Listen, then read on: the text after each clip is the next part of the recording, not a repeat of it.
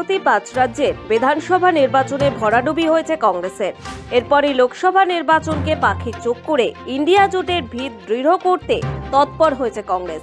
চলতি মাসে সমস্ত জট কাটিয়ে আসন রফা সম্পূর্ণ করতে চায় কংগ্রেস শীর্ষ নেতৃত্ব।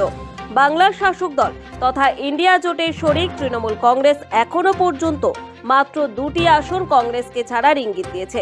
তবে প্রদেশ নেতৃত্ব বাংলা থেকে অন্তত 10টি আসনের দাবি জানাচ্ছে এবং দলের ন্যাশনাল অ্যালায়েন্স কমিটির বৈঠকেও এই দাবি জানাবে বলে সূত্রের খবর।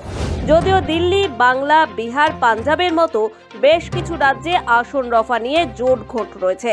সম্প্রতি 5 রাজ্যের বিধানসভা নির্বাচনে আসন রফা নিয়েই আপ থেকে এসপির সঙ্গে জোট বেঁধেছিল কংগ্রেস, যার ফল কেবল কংগ্রেস বা আঞ্চলিক দল নয়, সামগ্রিকভাবে ইন্ডিয়া জোটের পক্ষে খুব খারাপ হয়েছে। এবার লোকসভা নির্বাচনে যাতে তার পুনরাবৃত্তি না হয় তার জন্য কংগ্রেসের ন্যাশনাল অ্যালায়েন্স কমিটি পৃথকভাবে প্রতিটি জোট শরিকের সঙ্গে বৈঠকে বসছে। সোমবারই আপ নেতৃত্বের সঙ্গে বৈঠকে বসেছে। শীঘ্রই বাংলায় তৃণমূল এবং বামেদের সঙ্গে আলাদা বৈঠক করবে। তবে তার আগে বাংলার প্রদেশ নেতৃত্বের মত জানতে চায় কংগ্রেস হাইকমান্ড। তাই বাংলা থেকে কংগ্রেসের কতগুলি আসন পাওয়ার সম্ভাবনা রয়েছে তা নিয়ে আলোচনা করতে শীঘ্রই প্রদেশ নেতৃত্বের সঙ্গে বৈঠকে বসবে কংগ্রেসের ন্যাশনাল অ্যালায়েন্স কমিটি। সূত্রের খবর, প্রদেশ নেতৃত্ব বাংলা থেকে অন্তত 10টি আসনের দাবি নিয়ে ন্যাশনাল অ্যালায়েন্স কমিটির সঙ্গে আলোচনা শুরু করবে। শেষ পর্যন্ত 10টি আসন না হলেও অন্তত 8টি আসনে প্রার্থী দিতে চাইছে প্রদেশ কংগ্রেস। তাদের দাবি, তৃণমূলের পাওয়া আসন দাবি করা হবে না।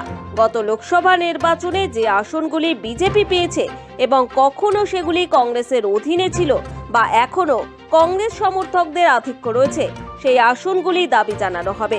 যদিও ঠিক কোন আসনগুলির কথা প্রদেশ নেতৃত্ব বলছে তা এখনো স্পষ্ট নয়।